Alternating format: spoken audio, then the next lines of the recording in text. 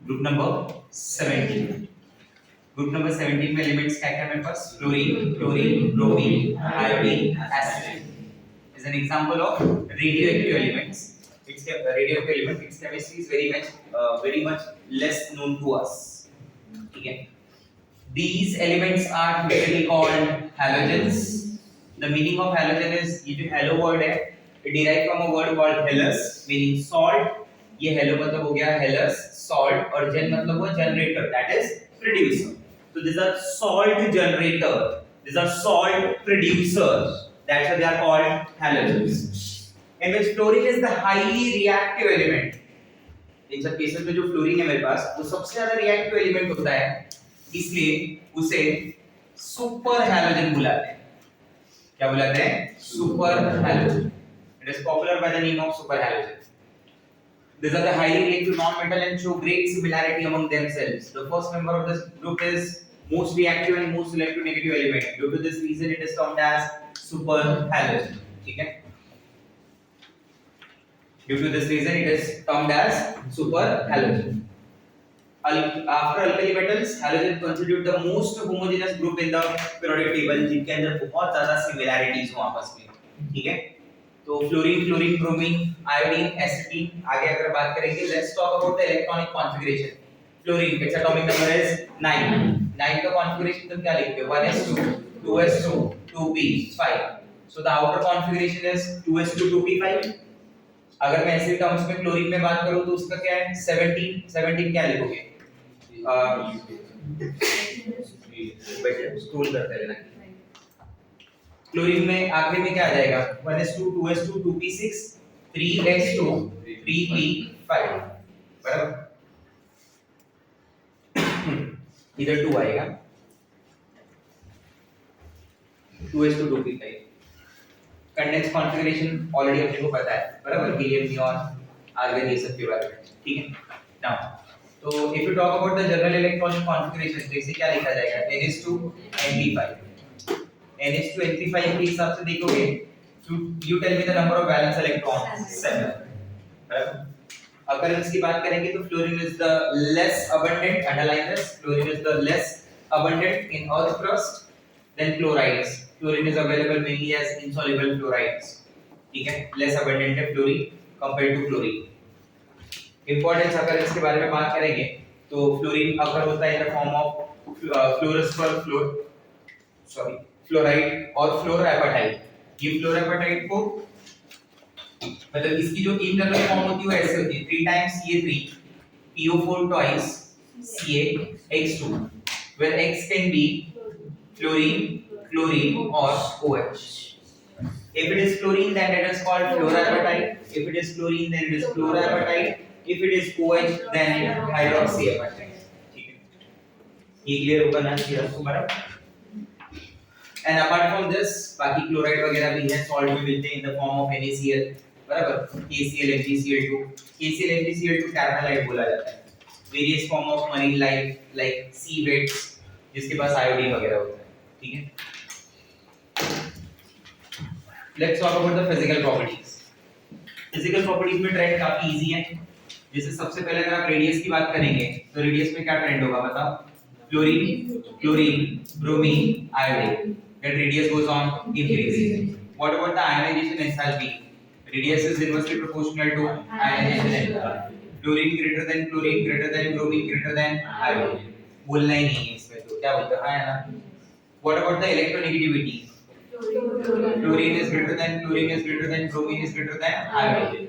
Fluorine is the highly electronegative element in entire periodic table. It is the highly electronegative element in entire periodic table. Underline this one.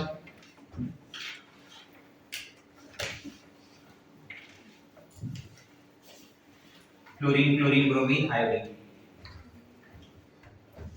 इनका high electronegativity क्यों है वो आपको पता होना चाहिए। इनकी रेडियाई क्या है? काफी छोटी है, बराबर? क्योंकि लेफ्ट टू राइट जब आप जाते हो, लेफ्ट टू राइट, तो रेडियाई कम होती जाती है ना। ये सबसे स्मॉल होते हैं रेडियस में, और इनका जो फोर्स ऑफ अट्रैक्शन है न्यूक्लियस के साथ वो बहुत ज्यादा है, इसलिए उसका इलेक्ट्रोनेगेटिविटी ज्यादा है, ठीक है? तो after radius ionisation enthalpy electronegativity, the next is electron affinity और इलेक्ट्रॉन गेन एंथैल्पी। ठीक है, तो यहाँ पे मैं आपको याद दिलाना चाहूंगा कि मान लो जैसे फ्लोरीन है, ठीक है, electron gain enthalpy electron affinity का ऑर्डर क्या पता है? क्लोरीन, फिर ब्रोमीन और फिर आयोडीन। ये समझा एक्सेप्शन क्या है? मेरे टेबल में हमने काफी बार डिस्कस किया है इसे, ठीक है। ये देखिए, ये कौन हो गया? ये फ्लोरीन हो गया, और ये कौन है रिलेटिवली बड़ा साइज में? क्लोरीन। तो इसकी साइज स्मॉल है ना, इसकी साइज क्या है? लार्ज। फ्लोरीन में अगर आप बात करेंगे तो फ्लोरीन का कॉन्फ़िगरेशन क्या होता है?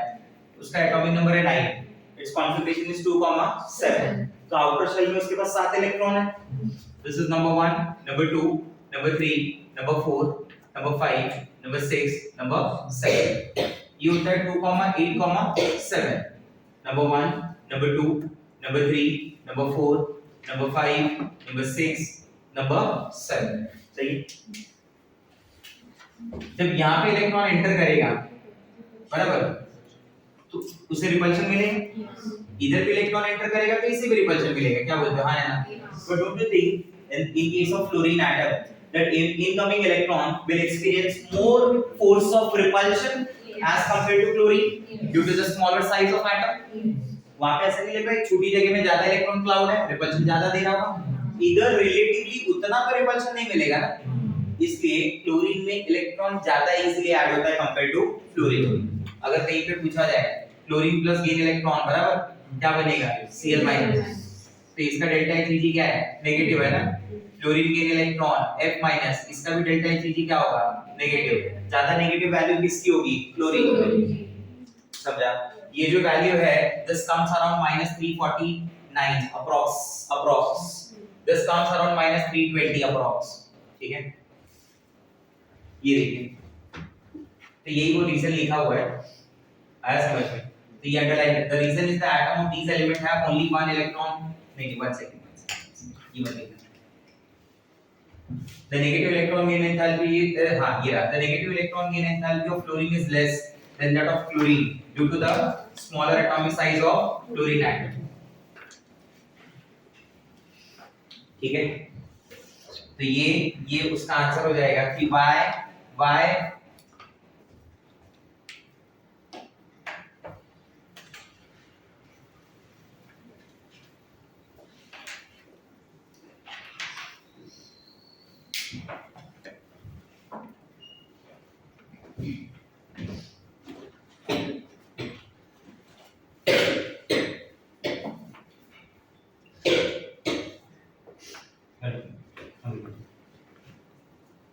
आया समझ में एक बार?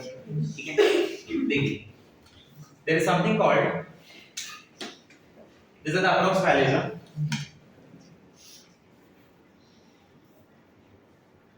hydration enthalpy. You remember hydration enthalpy? Yes. Salt है, salt को water में आपने डाल दिया, वो dissociate हो जाएगा ion की form में. Now this ions get surrounded by water molecule. Then the process is called hydration. During the process energy is released. इस प्रोसेस में क्या होगा? एनर्जी रिलीज होगा। अब जब मैं ऐसा बोलूं कि during the process energy is released, तो उसी एनर्जी को बोलते हैं बेसिकली हाइड्रेशन एनर्जी। तो वाटर बॉन्ड बना लेता है ना, तो इस प्रोसेस में एनर्जी रिलीज होती है, उसे क्या बोला जाता है? Hydration energy. अब जैसे मैं फ्लोरीन इन सब में बात करूं तो F- Cl- Br- ion, तो no doubt due to smaller size of F- ion, due to smaller size of F- ion, ये क्या होगा? चारों तरफ से अट्रैक्ट होगा ना। क्या बोलते हैं? आना बोलो भाई। बराबर, तो F- सबसे ज्यादा होगा compare to Cl- Br- and ions। Bond dissociation enthalpy, overall halogens have low bond dissociation enthalpy. This is one of the reason for the high reactivity of halogens. जब हम बोलते हैं ना कि halogens are very reactive, तो उसका एक point ही यही है कि halogens का बॉन्ड डिसोसिएशन एंथैल्पी बहुत कम है। बराबर, पहली बात क्योंकि इनका बॉन्ड ऑर्डर क्या है? halogens की बॉन्ड ऑर्डर क्या है? X2 ना। X2 क्या होता है? सिंगल बॉन्ड होता है। सिंगल बॉन्ड होगा तो बॉन्ड ऑर्डर क्या आएगी? 1 आएगी। बराबर ना। अब इसमें भी आप कंपेयर करेंगे ना, जब फ्लोरीन, क्लोरीन, ब्रोमीन, आयोडीन, बराबर। तो bond length is inversely proportional to bond dissociation enthalpy. Smallest bond length आपको फ्लोरीन मिलेगी, तो उस हिसाब से आपको जो बॉन्ड डिसोसिएशन एंथैल्पी देखनी है वो सबसे ज्यादा किसकी होनी चाहिए पता है? वो सबसे ज्यादा होनी चाहिए फ्लोरीन की, बराबर। फिर क्लोरीन, फिर ब्रोमीन, फिर आयोडीन। बट ये ऑर्डर गलत है, यहाँ पे थोड़े चेंजेस हैं। केमिकल बॉन्डिंग में इसमें से कई सारे बॉन्ड ऐसे होंगे, अगर आपको केमिकल बॉन्डिंग अच्छे से आता है तो वो चीज यहाँ पे खत्म हो गई, वो आपको ऑलरेडी आ रही है। आप समझे मेरी बात? ठीक है, सिर्फ रिएक्शन पढ़ना है बस, मैं बताऊंगा सब कुछ, ठीक है, वो टेंशन नहीं है। तो ये आता है क्लोरीन, नंतर ब्रोमीन, फिर आता है फ्लोरीन, फिर आता है iodine. What is the reason behind this? What is the reason behind this? Fluorine का रिपल्शन। फ्लोरीन का बॉन्ड तो छोटा है नो डाउट, बट वो खुद ही हेल्प कर रहा है उस बॉन्ड को ब्रेक करने में due to great electronic repulsion between these lone pairs. तो ये इसलिए इजीली क्या होगा? ब्रेक होगा due to great electronic repulsion between the lone pairs. आप समझ रहे हैं मेरी बात को? ये लोन पेयर जो है, इस लोन पेयर के साथ क्या होगा? रिपल्शन में रहेगा ना भाई? नहीं समझा मेरा पॉइंट? ठीक है, रिपल्शन में रहेगा, इसलिए ऐसा होगा, इसलिए ये पॉइंट आएगा। आया समझ में? ठीक है, इन तीनों जो इसके इंपॉर्टेंट पॉइंट्स हैं इनको याद करने का शॉर्टकट ऐसा है। देखिए आप क्या करिए, आप तीन टर्म है ना आपके पास, कौन सा टर्म है? एक हाइड्रोजन एंथैल्पी है, दूसरा आपके पास क्या है? इलेक्ट्रॉन एफिनिटी है, और तीसरा आपके पास क्या है? बॉन्ड डिसोसिएशन एंथैल्पी, बराबर। ठीक है, अब आपको चारों हैलोजेंस कैसे लिखने में बताता हूं। यहाँ पे फ्लोरीन को पहले पे लिखिए, इधर दूसरे पे लिखिए, इधर तीसरे पे लिखिए, बराबर। फ्लोरीन जब आपने लिखा बाकी का ऑर्डर फॉलो कर लीजिए। Chlorine, bromine, iodine, chlorine, bromine, iodine, chlorine, bromine, iodine. समझ गए? हाइड्रोजन एंथैल्पी का क्या हुआ? F- Cl- Br- I-। Electron affinity का क्या हुआ? Chlorine, fluorine, bromine, iodine. Bond association का क्या हुआ? Chlorine, bromine, fluorine, iodine. ये शॉर्टकट से धीरे-धीरे याद रहेगी, ठीक है? देखिए एक क्वेश्चन ऐसा बनता है कि why oxygen and nitrogen are colourless but fluorine and chlorine are colored? Why? ऊपर बढ़ना, ऊपर ये नहीं है। देखिए all halogens are colored ना? हाँ, they show an interesting variation in colors from pale yellow, greenish yellow, red, violet, दुनिया भर की चीजें, बराबर। ये सारी चीजें ये कैसे हैं? तो मैं इस क्वेश्चन से आपको समझा दूंगा कि इसका आंसर क्या हो गया। क्वेश्चन क्या है कि why oxygen and nitrogen are colorless but fluorine and chlorine are colored? Point क्या है कि ऑक्सीजन नाइट्रोजन के केस में जो गैप है, एनर्जी गैप, कौन सा एनर्जी गैप? होमोलोमो। कौन सा गैप? होमोलोमो। वो क्या है? मॉलिक्यूलर ऑर्बिटल का जब मैं डायग्राम ड्रॉ करता हूं तो याद है ऐसे आता है, आया ना, बराबर। अब मान लो इसमें ये ना जितना ऊपर जाता है उतना एनर्जी बढ़ता जाता है। तो ये वाली ऑर्बिटल है ऐसे, ये वाली ऑर्बिटल है जो भरी हुई है, इसके ऊपर वाली ऑर्बिटल क्या है? खाली। तो जितने भी भरे हुए हैं उसमें सबसे ज्यादा जितने भी भरे हुए ऑर्बिटल्स हैं उसमें सबसे ज्यादा एनर्जी इसी की है, क्योंकि इसके ऊपर वाले तो सब खाली। तो ये बोला जाएगा highly occupied molecular orbital, highest occupied molecular orbital.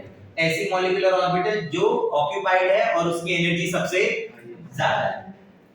इसके ऊपर वाला जो है ये अनऑक्यूपाइड है, बोलो हाँ यार। इसके ऊपर जो है वो भी अनऑक्यूपाइड है। इन सब में सबसे कम एनर्जी इसी की होगी ना, क्योंकि इसके ऊपर जितने भी अनऑक्यूपाइड है उनकी एनर्जी तो उससे भी ज्यादा। तो इसे बोलते हैं lowest unoccupied molecular orbital. This is the highest occupied molecular orbital. This is the lowest unoccupied molecular orbital.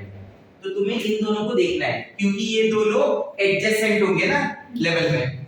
अरे नहीं समझा मेरा बात? मैं इस तरीके से दिखा रहा हूं आपको, देखिए होमोलोमो का डायग्राम ऐसे बना रहा हूं।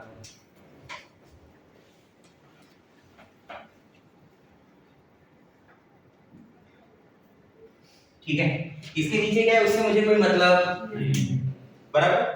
मान लीजिए यहाँ पे एक ऑर्बिटल है, यहाँ पे एक ऑर्बिटल है, ऐसा मान लीजिए।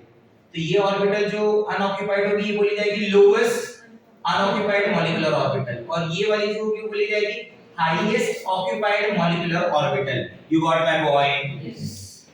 अब मान लीजिए इधर एक इलेक्ट्रॉन है, ठीक है, इस इलेक्ट्रॉन को जब एनर्जी मिलेगी तो इलेक्ट्रॉन क्या होगा, एक्साइट होगा, बराबर, बट वहां रह नहीं पाएगा, स्टेबल नहीं हो पाएगा, वापस आता है, डी एक्साइटेशन होता है, उस प्रोसेस में एनर्जी रिलीज होती है। अगर वो विजिबल रेंज की हुई तो कलर दिखता है, वो यहाँ पर बोलते हैं। अगर ये एनर्जी गैप बहुत ज्यादा है तो ये इलेक्ट्रॉन का एक्साइटेशन होना पॉसिबल नहीं है, डी एक्साइटेशन पॉसिबल नहीं है, तो गैप ही तो आएगा कैसे?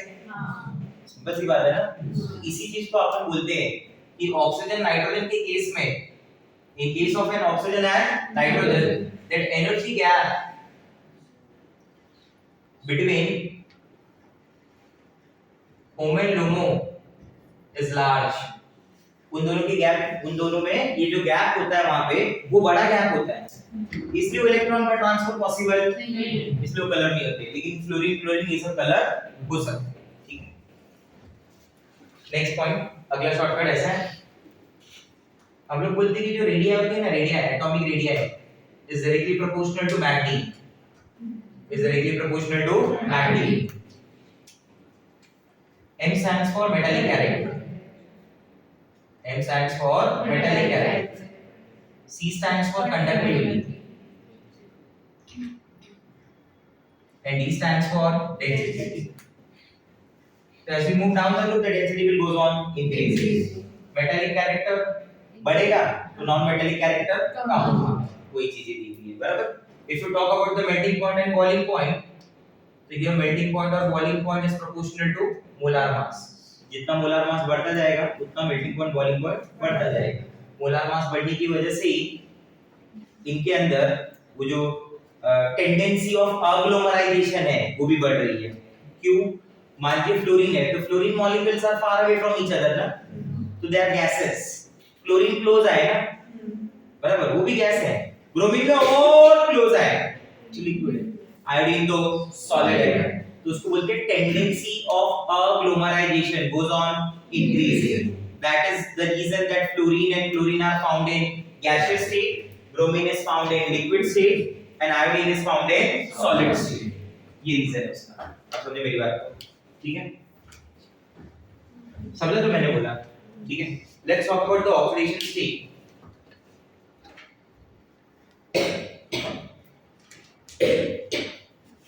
देखिए, their outer configuration is NH2 NP5.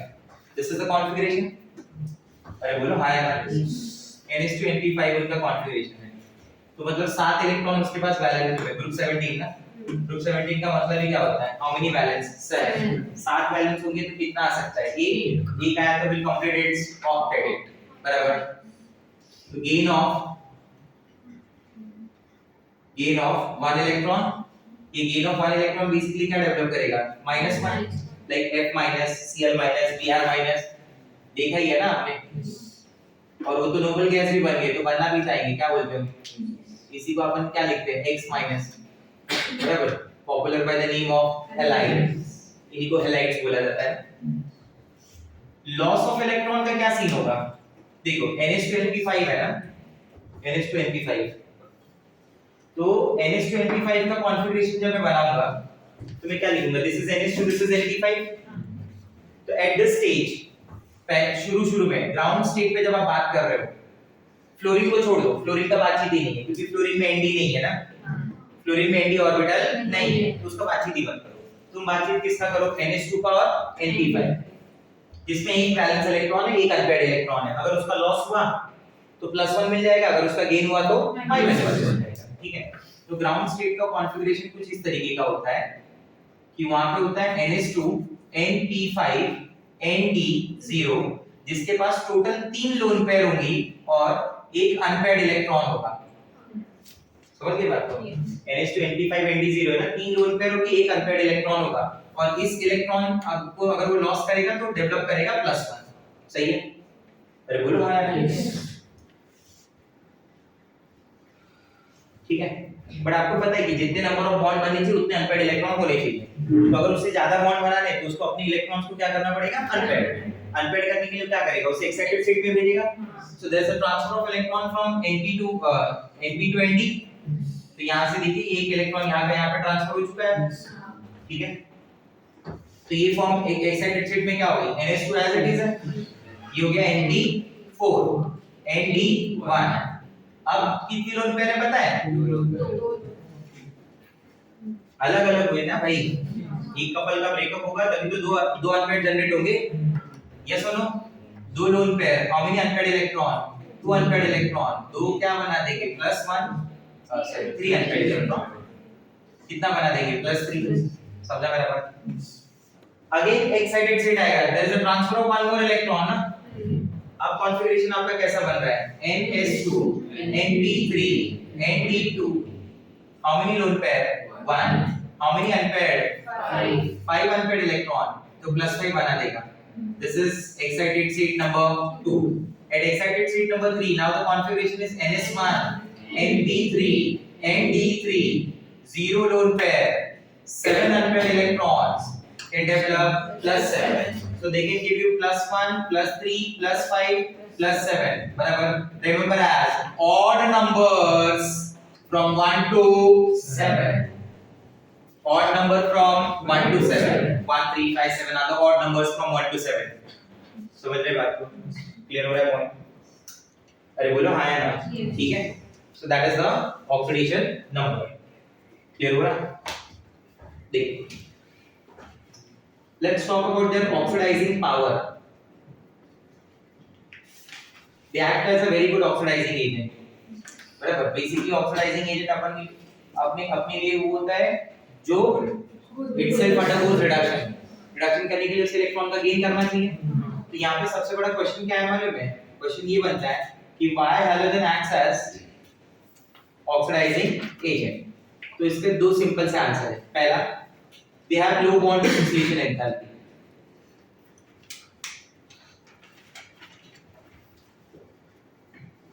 बराबर, they have low bond dissociation. I told you ना कि देयर बॉन्ड ब्रेक्स इजीली, तो उनका लो बॉन्ड डिसोसिएशन एंथैल्पी होता है। पहला तो ये सबसे बड़ी बात है। दूसरा कि उनका अच्छा खासा इलेक्ट्रॉन गेन एंथैल्पी है, बराबर। उनका इलेक्ट्रॉन गेन एंथैल्पी जो है वो नेगेटिव वैल्यूज है। मैंने क्या बताया था, जिसका delta Hg is negative, if delta Hg is negative it mean electron affinity is high, वो इलेक्ट्रॉन लेना चाहता है क्योंकि वो एनर्जी रिलीज कर रहा है। एनर्जी रिलीज हो रहा है मतलब सिस्टम स्टेबल हो रहा है। तो अगर मुझे पता है कि मैं ये काम कर लूं तो मैं स्टेबल हो जाऊंगा, तो डेफिनेटली मैं काम करूंगा। इसलिए उसकी डेल्टा Hg नेगेटिव है ना, और इलेक्ट्रॉन एफिनिटी क्या होगी, हाई। तो क्वेश्चन ये बनता है कि हैलोजन रिएक्टिव है, बराबर, और अच्छे ऑक्सीडाइजिंग एजेंट कैसे हैं। तो उसके दो इंपॉर्टेंट पॉइंट्स हैं, दोनों का यही है। पहला कि उनका बॉन्ड डिसोसिएशन एंथैल्पी बहुत लो है, वो इजीली ब्रेक होते हैं। इनसे ज्यादा तो स्ट्रांग हाइड्रोजन होता है भाई, हाइड्रोजन इज इनर्ट ऐसा बोला जाता है। हैलोजन के बॉन्ड ब्रेक्स इजीली, ध्यान दें इस बात पे। Halogens are highly reactive element. Each halogen is the most reactive non-metal of its period. Fluorine is the most reactive of all the halogens. Their reactivity decreases down the road. The high reactivity of halogen may be due to the following factors: low dissociation energy, negative electron gain enthalpy. आया समझ में? ठीक है, ये दोनों cases के लिए answer बोल सकते हैं आप। समझा? ऑक्सीडाइजिंग नेचर के इसको आगे और एक्सप्लेन करता हूं अच्छे से। ऊपर करें, देखिए उसके ऑक्सीडाइजिंग नेचर को समझिए। ऑक्सीडाइजिंग नेचर का मतलब क्या हुआ, ऑक्सीडाइजिंग एजेंट की जो पावर के हिसाब से बात कर रहा है, तो fluorine greater than chlorine, greater than bromine, greater than iodine, बराबर, ठीक है। Fluorine act as a very good oxidising agent. सबसे पावरफुल अगर कोई ऑक्सीडाइजिंग एजेंट है तो वो फ्लोरीन ही है, बराबर। ऑक्सीडाइजिंग एजेंट बोलने का मतलब क्या होता है, the one who itself undergoes reduction. मतलब अगर एक इलेक्ट्रॉन रखा हुआ है, सामने 100 लोग हैं, सामने 100 मॉलिक्यूल हैं, उन 100 मॉलिक्यूल में फ्लोरीन है, तो इलेक्ट्रॉन फ्लोरीन ही लेगा, बाकी और कोई नहीं ले सकता। ये हुआ इस बात का मतलब, it act as a strong oxidising agent. आप समझ रहे मेरी बात? अरे बोलो हाँ या ना, ठीक है। मान लीजिए जैसे ऐसा है, ये फ्लोरीन है और इसकी रिएक्शन आपने किसी हैलाइड से कर दी, हैलाइड मान लो क्लोरीन है, बराबर, कि कोई प्लस होगा साथ में, इससे कोई मतलब नहीं है। तो इस रिएक्शन में फ्लोरीन खुद माइनस बनेगा और Cl माइनस अपने चार्ज को न्यूट्रलाइज करेगा, क्योंकि फ्लोरीन बेटर क्या है, ऑक्सीडाइजिंग एजेंट। उसकी रीजन यही सब है, क्योंकि फ्लोरीन का बॉन्ड इजीली ब्रेक होता है, पहला रीजन। दूसरा, फ्लोरीन का नेगेटिव इलेक्ट्रॉन गेन एंथैल्पी बहुत ज्यादा है, मतलब वो इलेक्ट्रॉन लेना चाहता है, स्टेबल होना चाहता है, सिंपल सी बात है। आया समझ में? कभी-कभी ऐसा स्टूडेंट के मन में डाउट आ जाता है कि सर आपने तो बोला था कि फ्लोरीन से ज्यादा अच्छे इलेक्ट्रॉन तो क्लोरीन लेता है, तो क्लोरीन के लिए ऐसा क्यों नहीं? क्योंकि क्लोरीन को बॉन्ड ब्रेक करने के लिए लगने वाली एनर्जी ज्यादा है, तो कंबाइन किसका इफेक्ट स्ट्रांग हो गया? क्लोरीन। क्लोरीन को ज्यादा एनर्जी लगती है उसके बॉन्ड को ब्रेक करने के लिए, लेकिन फ्लोरीन उतना इजीली बॉन्ड को क्या कर ले रहा है? ब्रेक कर रहा है। इसलिए ओवरऑल में देखा गया कि fluorine it possess high oxidizing power और it is a better oxidizing agent than chlorine। तो इस बात का मतलब क्या है, मैं कैसे समझूंगा इसे? तो मान लीजिए किसी रिएक्शन में फ्लोरीन आपने ऐड किया, अंदर क्लोराइड प्रेजेंट है, तो अब उस हिसाब से फ्लोरीन को फ्लोराइड बनना चाहिए, उसे इलेक्ट्रॉन गेन करना है, वो तुरंत क्या करेगा? Cl- को क्या बना देगा? Cl। उसका इलेक्ट्रॉन खुद लेके क्या बन जाएगा? L-। दो फ्लोरीन है तो इधर क्या बन गया? 2L। तो ये दो Cl लगेगा, ये क्या बन गया? Cl। मतलब मैं क्या बोलना चाहता हूँ, समझ रहे हैं कि फ्लोरीन किसी भी X- से रिएक्ट करे, फ्लोरीन किसी भी X- से रिएक्ट करे, वो फ्लोरीन तुरंत उसे क्या बना देगा? 2F-। बोलो कुछ क्या बनेगा? 2F-। सामने वाले का क्या बनेगा? where X can be Cl, Br और Nd। समझते मेरी बात को? तो मान लो अगर मैं क्लोरीन ले रहा हूँ और Br-, तो इस हिसाब से ये रिएक्शन पॉसिबल है?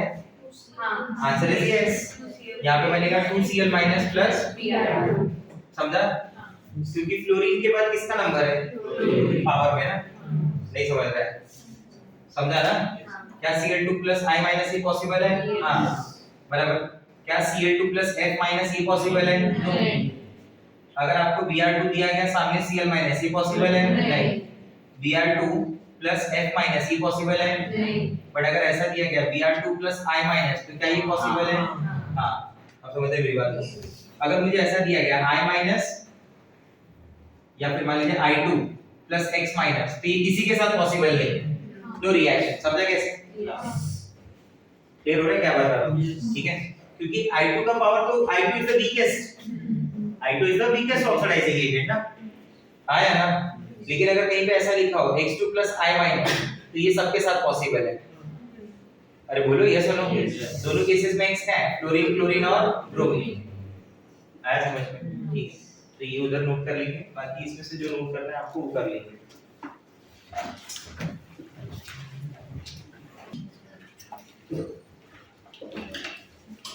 समझा कि point? Comparison of oxidising power of fluorine and chlorine. ये भी समझा, electron gain enthalpy of fluorine is less negative as compared to chlorine. Chlorine is a strong but still fluorine is a stronger oxidizing agent than chlorine।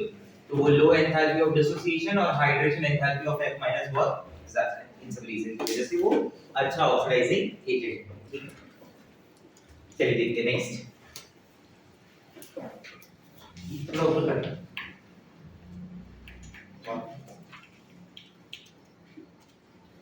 Okay okay ठीक है, I got. Chemical trend में पहला point था वो oxidising power और दूसरा point है reactivity towards hydrogen. बराबर, ये देखो वो जिसमें लिखा होगा वैसा वो डाल देना उसको 1, ये सेकंड पॉइंट हो जाएगा, reactivity towards hydrogen. Chemical properties में what happen if any halogen react with hydrogen H2 plus X2 give you what? HX। क्या बोलते हैं? हाँ या ना? that HX can be HF, HCl, HBr और HI। HI is popular by the name of chai। तो चाय क्यों बोलते हैं उसको? बिकॉज इट इज ये हाइड्रोजन वाली एसिड्स में अगर आप बात करेंगे ना तो सबसे ज्यादा इनऑर्गेनिक ही होती है ना, और एवरीबॉडी नोस, भले साइंस का हो या ना हो, चाय कॉजेस एसिडिटी, इसलिए सबसे ज्यादा एसिडिक है, इसलिए उसे चाय बुलाया जाता है। क्या बुलाया जाता है? चाय। आपको शॉर्टकट भी तो बता देते हैं, आप लोग सुबह चाय पिया, ब्रेड खाया, कोला पिया, नाश्ता खाया in the form of acid. अब स्ट्रेंथ अलग-अलग होती है, तो अलग ही बात है। इनऑर्गेनिक एसिड्स की ज्यादा स्ट्रेंथ होती है, ऑर्गेनिक एसिड्स की रिलेटिवली कम होती है, उसमें भी अलग-अलग ऑर्डर है। ठीक है, देखिए the reactivity towards hydrogen decreases from fluorine to iodine. कैसे डिक्रीज होता है? देखो सबसे पहले अगर मैं यहां पे बात करूं The reactivity of halogen towards hydrogen decreases from fluorine to iodine. ये देखिए, when hydrogen react with fluorine, ठीक है, यहाँ लिख देता हूँ मैं, ये इस तरीके से hydrogen reacts with fluorine even in a dark also, बराबर, hydrogen reacts with fluorine even in a dark also to give HF. Then hydrogen reacts with fluorine in the presence of sunlight. इसके लिए मुझे sunlight की जरूरत है. Then hydrogen reacts with bromine in the presence of catalyst. AlBr3 ये सब catalyst चाहिए रहेंगे मुझे to form HBr, बराबर. Whereas if you talk about the H2 plus I2, तो ये रिएक्शन ही रिवर्सिबल हो जाता है बाबा. HI बन के टूट जाता है. कितना आता है? चाय इज हाईली अनस्टेबल. चाय इज हाईली अनस्टेबल, बराबर. अचानक गर्म रहता है, थोड़ी देर बाद तो ठंडा हो जाता है एकदम. तो क्या है? हाईली अनस्टेबल है. किसी एक पे रुक ही नहीं रहा है ना, वैसा है. अब इनके अगर प्रॉपर्टीज के बारे में बात करेंगे तो उसके लिए शॉर्टकट क्या है मेरे पास? हाई बड़ी your dB is very basic and stable. याद आया वो शॉर्टकट? ठीक है. तो बॉन्ड लेंथ के टर्म्स में अगर बात करेंगे तो ये HF है, ये क्या हो गया? HCl, ये क्या हो गया? HBr, ये क्या हो जाएगा? H. So that bond length goes on increasing. तो सिंपल सा लॉजिक क्या है अपना कि bond length increases, bond dissociation enthalpy decreases, बराबर. जैसे जैसे मैं डाउन द ग्रुप जा रहा हूँ तो उसका जो डेल्टा ई है वो कम होते जा रहा है. डेल्टा ई कम होता जाएगा तो डाइपोल मोमेंट कम होता जाएगा, तो डाइपोल मोमेंट डिक्रीजेस, बराबर. बॉन्ड तोड़ दीजिए आप, ये I माइनस हो गया, ये F minus. Down the group में साइज किसकी बड़ी होगी? I minus. तो नेगेटिव को ज्यादा अच्छे से स्टेबलाइज करेगा. Stability of an ion is directly proportional to the acidic nature. I minus सबसे ज्यादा स्टेबलाइज होगा, इसलिए HI सबसे ज्यादा एसिडिक है. तो बेसिसिटी भी क्या हो रही है? कम हो रही है. Acidic nature increases. उल्टा लिखना है तो बेसिक नेचर लिख दो, basic nature decreases. Stability, obvious stability goes on decreasing as the bond association enthalpy goes on decreasing. तो वही सेम शॉर्टकट यहां पे भी एप्लीकेबल होगा. ठीक है. When we compare the boiling point of these hydrides, if I compare the boiling point of these hydrides, ठीक है, तो इसका बॉइलिंग पॉइंट आता है रिवर्स ऑफ 90. ग्रुप 15 का क्या था? 90. 16 का क्या होता है? Reverse of 90. 17 का रिवर्स ऑफ 90. ठीक है. ये मैक्सिमम होगा, ये मेरा HF है, बराबर. ये मिनिमम मेरे लिए HCl है, ये मेरे लिए HBr है मान लीजिए, ये मेरे लिए क्या है? H. आया समझ में बात? ठीक है. तो ये HF ranks first, HF ranks first, HF जो फर्स्ट रैंक रखेगा, बराबर. HCl ranks second, HBr ranks third, HI ranks fourth. No, it's not like that. HI ranks second, HBr ranks third, HCl ranks fourth. If we talk about the boiling point, तो HF का boiling point सबसे ज्यादा है. HF के बाद आता है HI, then HBr, then HCl. याद है? अगर कोई पूछे कि इसका सबसे ज्यादा रीजन किसका, हाँ, तो उसका रीजन है it is due to yes, कभी भी हाइड्रोजन बॉन्डिंग ना बोले, इंटरमॉलिक्यूलर हाइड्रोजन बॉन्डिंग ऐसा पूरा बोले. ये H है, ये F है, याद है कुछ? ये H है, ये F है, ये क्या होगा? H, इधर क्या होगा? F, ये क्या है? H, ये क्या है? F. याद है? zigzag मैनर, ये बताया पहले भी आपको. ठीक है. देखिए, these are the more preparations of HCl, HF and HBr. Sorry, HF and HCl. HF and HCl are prepared by the laboratory as well as industrial methods. तो इसमें बेसिकली क्या होगा कि अगर आपको HF बनाना है तो कोई फ्लोराइड सॉल्ट ले लेंगे और वो फ्लोराइड सॉल्ट को किसी स्ट्रांग एसिड से रिएक्ट करा दो. जैसे तुमने कैल्शियम फ्लोराइड लिया, उसे रिएक्ट किससे करा दिया? तो Ca किसके साथ गया? SO4 और H2 F2 क्या बन गया? HH. NaCl H2SO4 है, Na किसके साथ गया? SO4. H2 Cl2 क्या बन गया? HCl. आया समझ में? But mark it as important, this one, B part. While preparation of HBr and HI from other methods, ये तो मैंने एक प्रिपरेशन बताई ना. This is one of the method of preparation of HX, बराबर. अगर आप अदर मेथड्स की बात करेंगे ना तो अदर मेथड में इंपॉर्टेंट क्या चीजें मालूम है? Preparation of HBr and HI में, unlike HF and HCl, HBr and HI cannot be prepared by the action of concentrated H2SO4 on a bromide or iodine, क्योंकि bromide और iodine they act as a reducing agent, H2SO4 act as a oxidizing agent. ये क्या करता है मालूम है, उसके जो Br minus I minus है ना, उनको इमीडिएट कन्वर्ट कर देता है ब्रोमीन और आयोडीन, इसलिए हम लोग डाइल्यूट मीडियम यूज करते हैं, बराबर। या फिर आपने ये भी सुना होगा कहीं कहीं पे, मैं यहाँ दिलाता हूँ कहाँ पे specially, in the method of preparation of this alkyl halides from alcohol, yes, तो उधर आप एक मेथड पढ़ते हैं, फर्स्ट मेथड होता है Lucas reagent, concentrated HCl plus ZnCl, second method में आप HBr प्रिपेयर करते हैं जहाँ पे पॉइंट को नोट किया जाता है, तीसरे में तो पक्का यही बोलते हैं, HI को बनाते हैं Ki plus H3PO4 से, और उधर लिखा रहता है कि in this method that HI cannot be prepared by using H2SO4 because H2SO4 is an example of oxidizing acid, तो वो I- को रिड्यूस कर सकता है, इसलिए वो प्रिपरेशन H3PO4 से की जाती है, और वहां पे H3PO4 को लिखा जाता है कि this is an example of non-oxidizing acid, this is an example of non-oxidizing acid, समझे मेरी बात, ठीक है।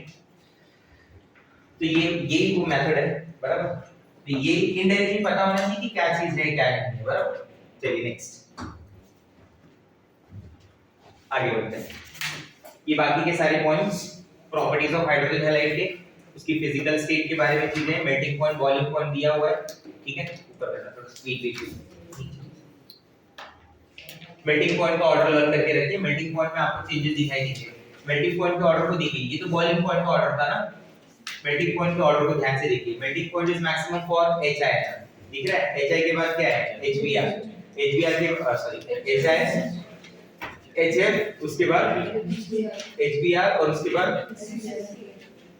थोड़ा चेंज समझा क्या है, बॉइलिंग पॉइंट मेल्टिंग पॉइंट को थोड़ा ध्यान से देख लेना, समझ जाओगे। बॉइलिंग पॉइंट में देखो HF का कितना है 293, आया समझ। तो यहाँ पे बॉइलिंग पॉइंट ऑर्डर लिख लेना बाजू में, boiling point order of water ammonia NHF, HF होता है 293 केल्विन, अमोनिया होता है 239 केल्विन, वाटर होता है 373 केल्विन, ठीक है। तो वाटर मैक्सिमम है, फिर HF है और फिर NH3 है।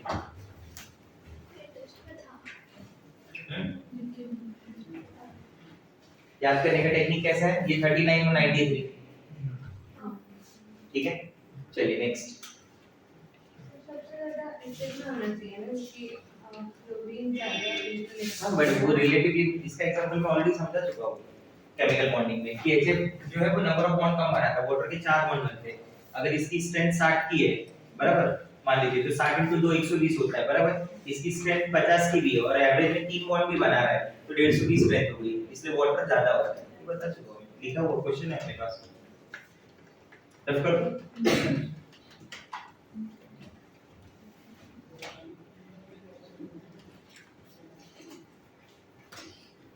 समझा कैसे याद रखना है, HF क्या है 293, अमोनिया क्या है 239, water 373 kelvin.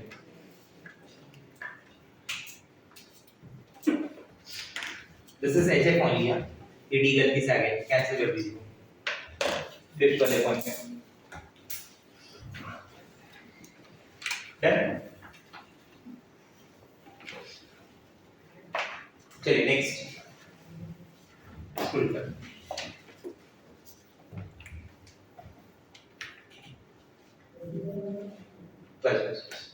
the next is after the reactivity towards hydrogen, the next is reactivity towards oxygen. What happens when halogen reacts with oxygen? They form their oxides, but इसमें ध्यान देना, fluorine will form fluoride not oxide, fluorine वाले compound को fluoride ही बोलेंगे, बाकी halogen जो होंगे ना, other halogen form oxide, because electronegativity का ट्रेंड क्या है, फ्लोरीन है ना, फिर ऑक्सीजन है, फिर नाइट्रोजन है, फिर क्लोरीन है, फिर अदर्स है, समझा। तो जब भी फ्लोरीन ऑक्सीजन का कंपाउंड बना, ये देखिए, halogen form many binary compound, you understand ना, binary compound, the compound form by two elements with oxygen, but most of them are unstable. Some important oxides of halogen along with their oxidation states are given here. जैसे OF2 O2F2 Cl2O Cl2O ClO2।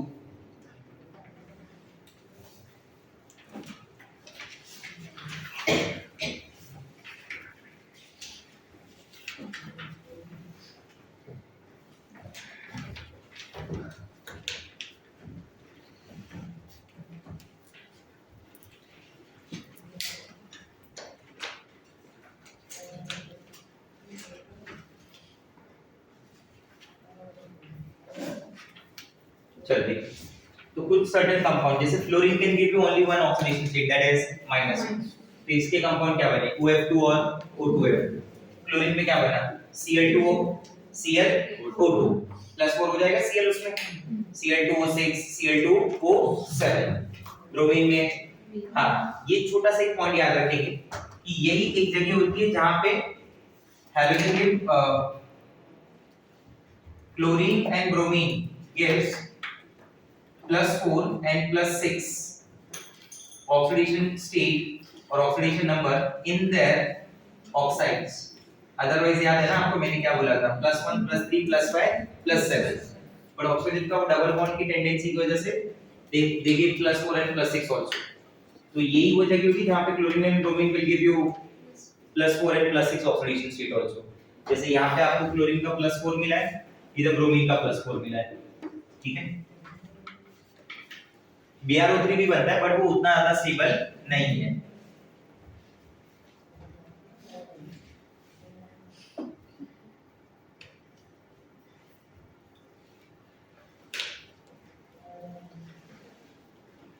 चलो देखो यहाँ से अगर कोई सबसे ज्यादा important चीज होगी तो वो उसके स्ट्रक्चर्स होंगे। ऑक्साइड्स ऑफ फ्लोरीन में मेरे पास है OF2 और O2F2। O2F2 का जो स्ट्रक्चर है ना that structure is similar to H2O2 बराबर। ये ऑक्सीजन ऑक्सीजन हो गया, ये क्या हो गया फ्लोरीन फ्लोरीन बराबर, ठीक है। देखिए OF2 तो नॉर्मल स्ट्रक्चर है, OH2O इन दोनों में मुझे पता है एंगल्स के बारे में, OF2 और H2O के बारे में ये ऑलरेडी हमने केमिकल बॉन्डिंग में सारी चीजें पढ़ी हुई है, ठीक है। चलिए आगे देखिए नेक्स्ट। तो ये पॉइंट्स को आपको उसी तरीके से याद रखना है। ये एंगल 103 डिग्री का है, ये एंगल 104.5 डिग्री है। नेक्स्ट H2O2 का structure is similar to the structure of O2F2, तो उसका कंपैरिजन किया गया है। इसमें इंपॉर्टेंट बात याद ये रखें कि इसकी जो ऑक्सीजन ऑक्सीजन बॉन्ड लेंथ है रिलेटिवली वो ज्यादा है compare to oxygen oxygen bond length of O2F2, ठीक है।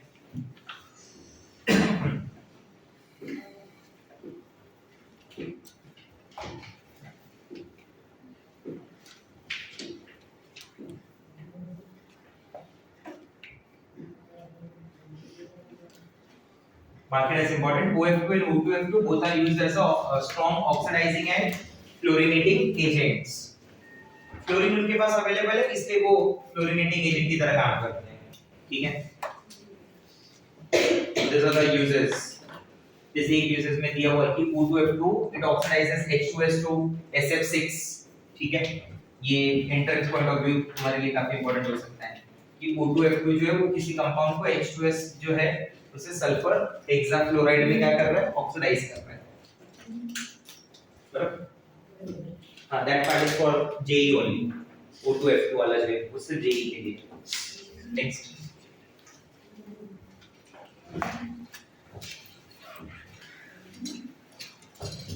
the stability of oxides of halogens decreases in the order I greater than Cl greater than Br। Further, the higher oxides of halogen tend to be more stable than the lower ones। मतलब बड़े-बड़े oxidation number पे oxide ज्यादा stable है compare to छोटे number में। मतलब +5 +6 +7 में oxide ज्यादा स्टेबल है कंपेयर टू +1 +2, ठीक है। क्लोरीन ऑक्साइड देखिए, क्लोरीन के दो तीन ऑक्साइड जो है उनके ऊपर भी आपको काफी ध्यान देना है। ऑक्साइड्स ऑफ क्लोरीन इसमें कुछ के स्ट्रक्चर्स वगैरह ऑलरेडी हमने डिस्कस किए हुए हैं, जैसे Cl2O के बारे में पता होगा आपको, ClO2 के बारे में पता है, ठीक है। Cl2O6 और Cl2O7 देखो ये Cl है,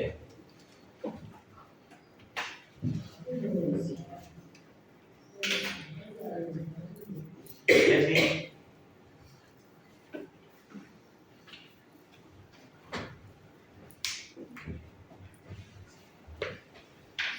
ठीक है ना। This is very important line. Odd electron molecule जब होता है ना तो हमेशा ना डायमराइज होता है। जैसे आपको याद हो तो एक एग्जांपल मैंने बताया था आपको NO2 के बारे में। NO2 डॉट होता है बराबर, ये है NO2 डॉट बराबर। तो ये जब ऑड इलेक्ट्रॉन मॉलिक्यूल होते हैं ना, तो ये हमेशा अपने आप को क्या करते हैं मालूम है, डाइमर बना लेते हैं। कैसे? ये NO2 डॉट है, एक और NO2 डॉट मिल जाए ना इसे, N डबल बॉन्ड हो, ये डॉट डॉट बॉन्ड N2O4 बन जाएगा। सही है? Underline. Odd electron molecule often dimerizes in order to pair the electrons, but ClO2 does not. ClO2 के पास भी एक अनपेयर्ड है, ठीक है? ये देखिए ClO2 के स्ट्रक्चर को देखिए, ये क्लोरीन हो गया, ये डबल बॉन्ड हो गया, ये मान लो कोऑर्डिनेट बॉन्ड हो गया, ठीक है? अब एक हिसाब से देखा जाए तो chlorine belongs to group number 17. How many valence? 7. साथ में कितने बॉन्डेड हो गए इसके? देखिए 1 2 3 4 5 6 7 ऑड नंबर में आ रहा है, देखो ऑड नंबर बराबर। तो इसका भी क्या होना चाहिए? डायमेराइजेशन होना चाहिए, और इसका डायमेराइजेशन होता नहीं है। Probably due to the reason that odd electron is delocalized in contrast. The odd electron on nitrogen in NO is localized, hence NO readily dimerizes to NO2. जैसे ये वाला आपको कभी शुरू में आपने देखा होगा, ये वाला ठीक ऐसा भी बनाया था आपने। NO it exists as a dimer, ऐसा लिखा होगा उधर, in solid or liquid state। ये गैस फॉर्म में सिर्फ NO होता है, सॉलिड लिक्विड में डाइमर बन जाता है। ये एक साल की जेई की स्टेटमेंट भी है 2015 2016 की कभी, कि in a solid or liquid form that NO it exists as a dimer। तो ये करेक्ट स्टेटमेंट है कि डाइमर की फॉर्म में ये एग्जिस्ट करता है, ठीक है? तो आप समझ जाएंगे कि NO और NO2 हो रहा है डाइमर में, बट ClO2 डाइमर को जाने वाला नहीं, ठीक है? d ऑर्बिटल रेजोनेंस है उसके पास, वो डाइमर के लिए नहीं जाता है। Cl2O6 is a solid. It exists in equilibrium with the monomer ClO3, which is a liquid. The structure of neither the liquid nor the solid is known. दोनों में से किसी भी स्ट्रक्चर के बारे में हमें पता नहीं, ठीक है? Both are diamagnetic and have no unpaired electrons. Probably structure of Cl2O6 या तो ऐसा हो सकता है या तो ऐसा हो सकता है। हमें जब बनाने के लिए दिया था तो हम लोग ऐसे बना देते हैं बराबर, ज्यादातर double bond double bond double bond, single bond double bond double bond double, या फिर ऐसा बना सकते हैं आप। तो इसमें से कुछ भी हो सकता है, पता तो चलना चाहिए ना। ये स्ट्रक्चर थोड़ी दिखता है, स्ट्रक्चर हम ड्रॉ करते हैं कि ऐसे ऐसे पॉसिबिलिटी हो सकती है, तो ये दो पॉसिबिलिटी है, दोनों में से कुछ भी हो सकता है। वैसा है, ऐसा तो नहीं कि कहीं पे स्ट्रक्चर दिख के आता है कि ये दिख गया बाबा दिख गया, नहीं है। किसी जगह एक मॉलिक्यूल के 50 स्ट्रक्चर ड्रॉ किए जा सकते हैं, 50 में से फिर वेरीफाई होता है कि कौन सा है कौन सा नहीं है। जैसे कि यहां बोला गया डायमैग्नेटिक है वो नेचर में, तो मतलब उसके पास ऑड इलेक्ट्रॉन नहीं है, मतलब ऑड इलेक्ट्रॉन वाले स्ट्रक्चर उसके पॉसिबल नहीं, तो मुझे ऐसे स्ट्रक्चर बनाने पड़ेंगे जिसमें ऑड इलेक्ट्रॉन ना हो, तो ये ऐसे है बराबर। Cl2O7 मुझे पता है दो Cl2O3 ग्रुप होगा जो जॉइन होगा किससे? ऑक्सीजन से। तो जब भी ClO3 हो तो वहां पे क्वेश्चन पूछा जा सकता है कि कितनी ब्रिज ऑक्सीजन हो सकती है, आंसर इज 1। क्लियर है ये बात? ठीक है।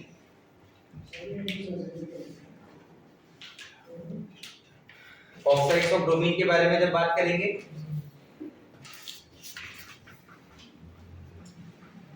तो ऑक्साइड्स ऑफ ब्रोमीन में मेरे पास BrO2 है, BrO3 है, Br2O भी है। BrO3 एक्चुअली उतना स्टेबल नहीं होता। देखो, the bromine oxides Br2O, BrO2, Br2O3 are the least stable halogen oxide. Mark it as very important. क्योंकि मैंने आपको क्या बताया था, रूल क्या बोलता है, I होना चाहिए, Cl होना चाहिए, नंतर Br। Sir what about fluorine, उनको तो गिनते ही नहीं। ये मिडल रो का एनोमलस बिहेवियर है थोड़ा सा, उसे बोलते हैं मिडल रो एनोमली, कि उसका नेचर अलग हो गया। कैसे? ये देखिए फ्लोरीन, क्लोरीन, ब्रोमीन, आयोडीन, एसिटीन, जब ये पूरे में देखा जाए बराबर, मिडल रो मतलब समझा, दो ऊपर दो नीचे, ये बीच वाला। तो इनके कुछ ऐसे एलिमेंट्स हैं जिनके बारे में लिखा गया है, बाकी इसका कोई मतलब नहीं। तुम्हें सिर्फ सब पॉइंट में याद रखना है कि जब तुम इसके बारे में पूछा जाएगा ब्रोमीन ऑक्साइड के बारे में, तो उसका ऑक्साइड सबसे लीस्ट स्टेबल होता है। तीन उसके बात की जा सकती हैं, एक Br2 के बारे में, एक BrO2 के बारे में और एक BrO3 के बारे में, बराबर। आयोडीन की ऑक्साइड्स में आप बात करेंगे तो आपके पास I2O3 है, I2O4 का भी ऑप्शन बनता है, I2O5 भी बनता है, 7 उतना स्टेबल नहीं है। Underline this, I2O5 is the most stable.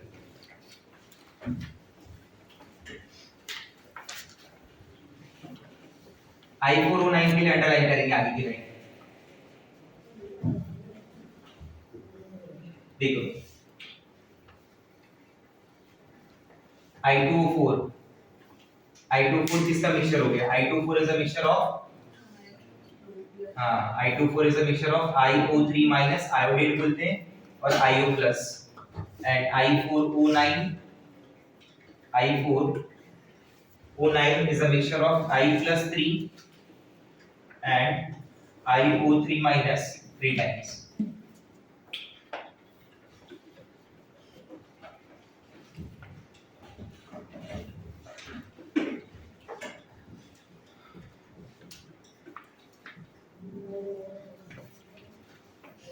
ठीक है, ये इंपॉर्टेंट है, ध्यान देना इसमें जरा। I2O5 की प्रिपरेशन कैसे होगी? HiO3 में से आप वाटर निकाल दो, I2O5 बन जाएगा। तो I2O5 को क्या बोला जा सकता है? I2O5 के नीचे लिख लेना, it is anhydride of HiO3। ये देखिए HO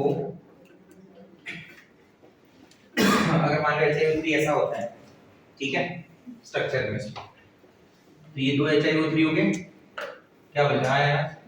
ये क्या हो गया? वाटर चला गया, क्या बच गया? I2O4 I2O5, इसलिए उसको बोलते हैं एनहाइड्राइड ऑफ HiO3। ठीक है, लिख लिया, नोट कर लिया सब। यहाँ पे प्लस का साइन आएगा, this is also very important line, जहाँ पे अपन ऐसा बोलते हैं कि कार्बन I2O5 जो है ना, it is a very good oxidising agent. See check, oxidising agents are those which itself undergoes reduction। I2O5 खुद को रिड्यूस करके I2 बन जाता है, सामने कार्बन मोनोऑक्साइड को क्या कर देता है? Carbon dioxide. This is used for the estimation of carbon monoxide in hypo solutions. It is used in hypo solutions. Na2H2O3 के सॉल्यूशन को हाइपो सॉल्यूशन बोला जाता है, which is used for estimation of iodine. अगर याद हो तो उसके नीचे की लाइन है, उसके इंपॉर्टेंट मार्क कर देना। It is used for the detection and estimation of carbon monoxide in the atmosphere.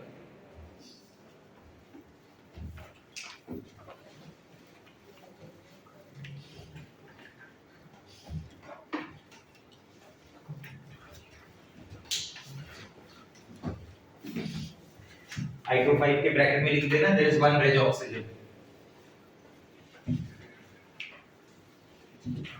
Bridge oxygen मतलब समझ जाता है ना कि दो पार्ट होंगे, उनको कनेक्ट कर रहा है oxygen.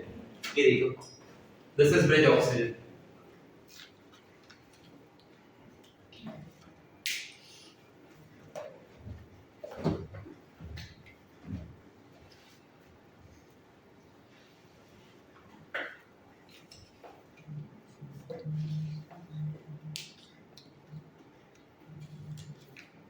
Next is reactivity towards metal. You tell me what happens when metal react with chlorine, metal chloride, bromine, metal bromide, iodine, metal iodide, बराबर। तो कोई भी मेटल रिएक्ट करेगी हैलोजन से तो क्या बनाएगी? Metal halide. Metal plus M+H2 give you what? MX। अगर वो मोनोवैलेंट है तो, बराबर। अगर डाइवैलेंट है तो MX2, ट्राइवैलेंट है तो MX3। तो डिपेंड करता है कि सामने वाली मेटल कैसी है, बराबर। Metal fluoride, metal chloride, metal bromide के बारे में जब आप बात करोगे, जैसे देखिए Mg+Br2 give you what? Mg_Br2। ठीक है, if you talk about the ionic character, this one, तो उनका आयनिक कैरेक्टर के बारे में क्या पॉइंट होगा? मेटल फ्लोराइड में इलेक्ट्रोनेगेटिव डिफरेंस ज्यादा होगा कंपेयर टू उसकी मेटल आयोडाइड से। बोलो हाँ यार, मेटल फ्लोराइड में हमेशा ज्यादा होगा कंपेयर टू किससे? मेटल फ्लोराइड में हमेशा ज्यादा कंपेयर टू फ्लोराइड में हमेशा ज्यादा कंपेयर टू फ्लोराइड में हमेशा ज्यादा कंपेयर टू। सोचो समझो कि क्या बोलना चाहता हूं मैं ऐसा बोल रहा हूं कि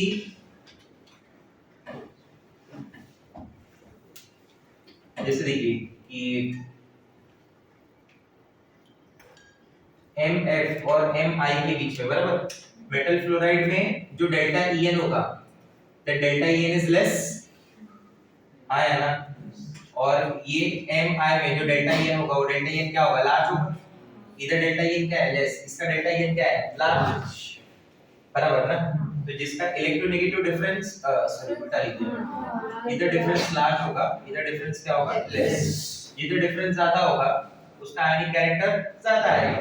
What is the formula to calculate percentage ionic character if delta En values are 16 into delta En plus 3.5 इनका होल स्क्वायर, बराबर। इस फॉर्मूला से मैं कैलकुलेट कर सकता हूँ, आया समझ में बात, ठीक है। अब ये जो पॉइंट है, इसके बाद वाला पॉइंट क्या लिखा है मालूम है, ये वाला, ये SnCl2 है, ये PbCl2 है, ये SbCl3 है, ये UF 5 होगा शायद से, चेक कर लेना जरा NCDU पे, ये 5 होना चाहिए।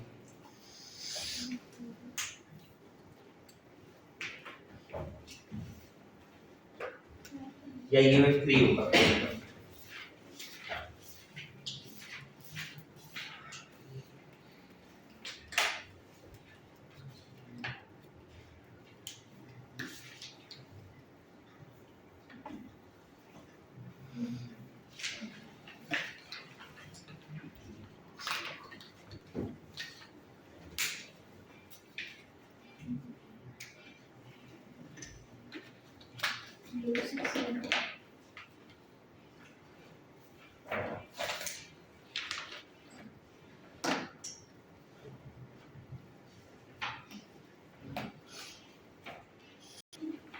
UF4 देखो ये क्या चीज है समझ लो। अगर एक एलिमेंट है, एक मेटल है, बराबर, ठीक है, ये मान लीजिए थोड़ा ऊपर करना है, ये ऐसा समझिए, पूरा नहीं, बस ये देखिए,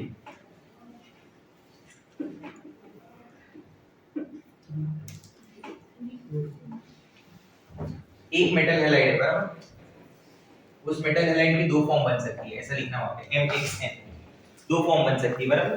जैसे मान लीजिए एक फॉर्म बनी MX, एक फॉर्म बनी MX2, तो MX में +1 का चार्ज हुआ ना, और MX2 में +2 का चार्ज, तो जिसमें +2 आया ना, या चलो मैं इसको +2 कर देता हूं, इसको +4 कर देता हूं, ठीक है, MX2 MX4, it form two halides, it form basically form two halide, one is MX2 and the other is MX4, उसके दो हैलाइड बने, एक MX2 बना है और एक MX4 बना है।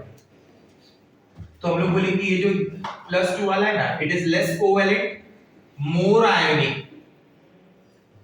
And this is less ionic, more covalent.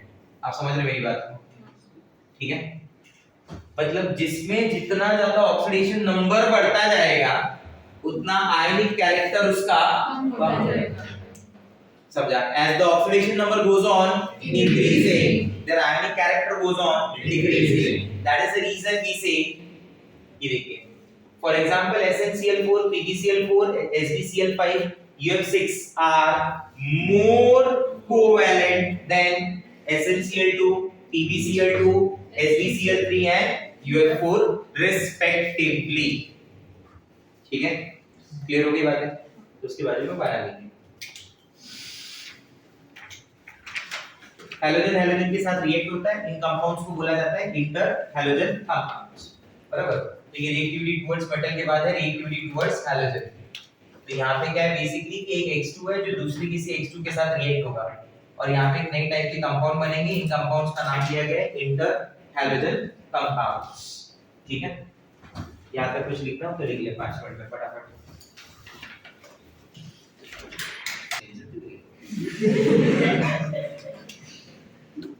Aromatic behaviour में बोलो, कौन सा लाइन में डाउट है? इलेक्ट्रोड हां समझा ऐसा लिखा होगा, fluorine has the highest electrode potential ना, thus it is reduced most easily and here it acts as a strong oxidizing agent among the halogens. You remember एक बार अपना डिस्कशन हुआ था एस ब्लॉक में, मैंने आपको standard oxidation potential, standard reduction potential के बारे में बताया, यही पोटेंशियल है वो, जिसमें मैंने वो नालोसोपारा का एग्जांपल बताया था आपको। सोपारा हाई एसओपी वैल्यू अच्छा रिड्यूसिंग एजेंट, जिसकी एसओपी सबसे ज्यादा हो वो अच्छा रिड्यूसिंग एजेंट होता है, तो वो पोटेंशियल वही वाली पोटेंशियल है।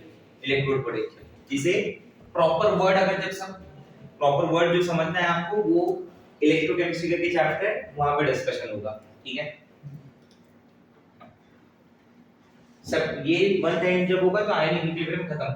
I need more 6 lectures for ionic equilibrium, तो ये दो तो मैं रह गया, चलो वो दो मैं एक्स्ट्रा ले लूंगा, मैं रुक जाऊंगा। तो 6 लेक्चर में आयनिक इक्विलिब्रियम हो जाएगा, मतलब अगस्त एंड पे आयनिक खत्म हो गया रहेगा।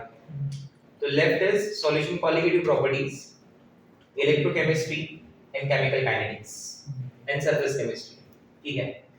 तो अभी केमिकल काइनेटिक्स का आधा पार्ट सूरज से सीखेंगे, आधा मैं सिखाऊंगा, या तो पूरा चैप्टर सूरज से सीखेंगे, ठीक है। सॉल्यूशन कॉलिगेटिव प्रॉपर्टीज के लिए I need around 3 lectures. Solution you already know, W by W, W by V, molarity, molarity, normality, वो सब चीजें, वो M1V1 equal to M2V2, फिर M1V1 plus M2V2 divided by V total to calculate the molarity। तो वो ये 3 lecture में आराम से हो जाएगा, ठीक है। इलेक्ट्रोकेमिस्ट्री के लिए again I need around 7 to 8 lectures, बराबर।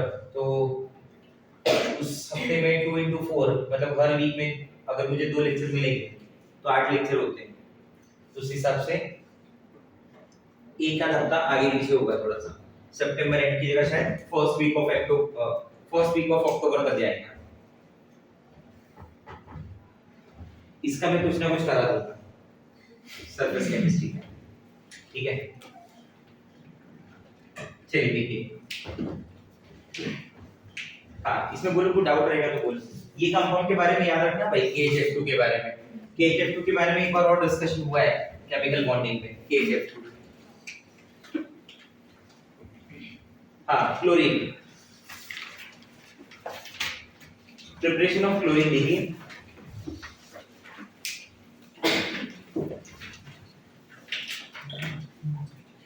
क्लोरीन की मेथड ऑफ प्रिपरेशन से स्टार्ट करते हैं। ppm says mango, ppm says mango, mango ozone, ppm says mango ozone, red lead से, रेड लेड लेड ऑक्साइड दोनों आ गया उसके अंदर, रेड लेड से HCl हेल्प करेगा, ठीक है। क्या मतलब इसका अभी आप समझ जाएंगे। For the preparation of chlorine, for the preparation of chlorine मैं HCl को एक अच्छा रिएजेंट मान के यूज कर सकता हूं, बराबर। तो यहां पे जो HCl है ना, that HCl is used as a reagent for us for the preparation of chlorine. ppm का मतलब क्या हुआ मालूम है, पोटेशियम पर मैग्नेट, दैट इज KMnO4। मांगो का मतलब होता है manganese oxide MnO2, ozone, everybody knows ozone, बराबर। रेड लेड का मतलब क्या हुआ, PbO2, PbO3, Pb3O4 are the lead oxides, they react with HCl,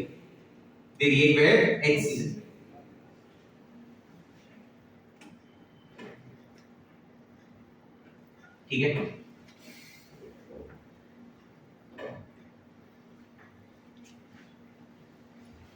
KMnO4 plus HCl, MnO2 plus HCl, ozone plus HCl, PbO2 plus HCl, Pb3O4 plus HCl, तो ये सब जो है HCl से रिएक्ट होंगे, बराबर।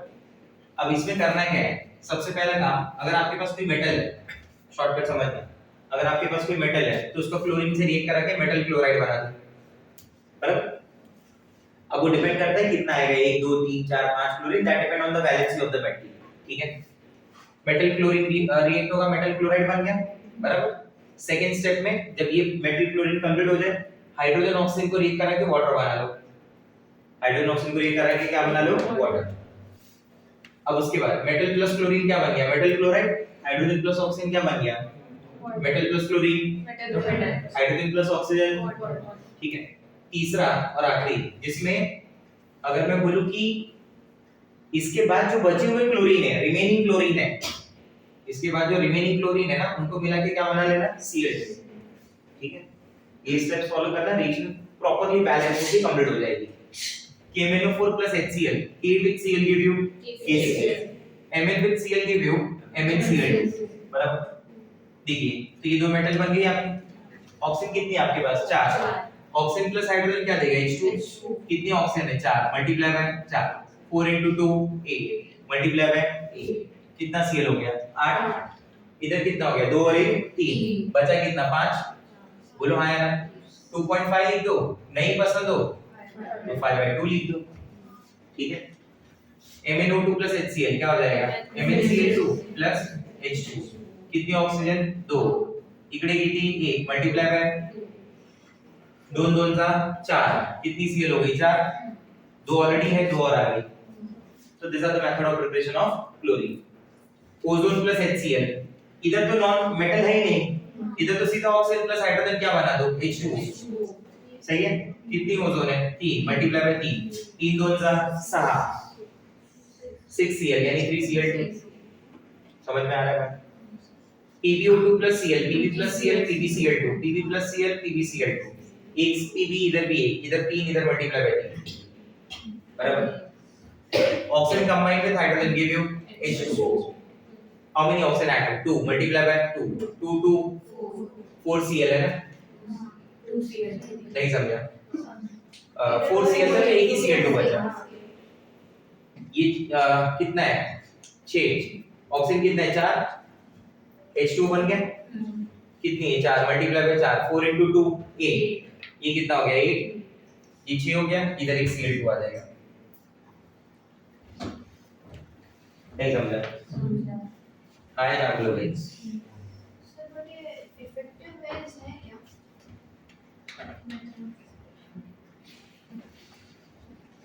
तो ये समझा क्लोरीन को याद करने के लिए, इसको बोलते हैं मैंगनीज ऑक्साइड, याद हो जाएगा। इसमें एक जगह K2Cr2O7 दिया रहेगा, वो कैंसिल कर देंगे, वो मेथड नहीं गलती से आ गया है, सेकंड या थर्ड रहेगा, K2Cr2O7 को कैंसिल कर दीजिए। क्यों इसका रीजन क्या मैं आपको समझाता हूं।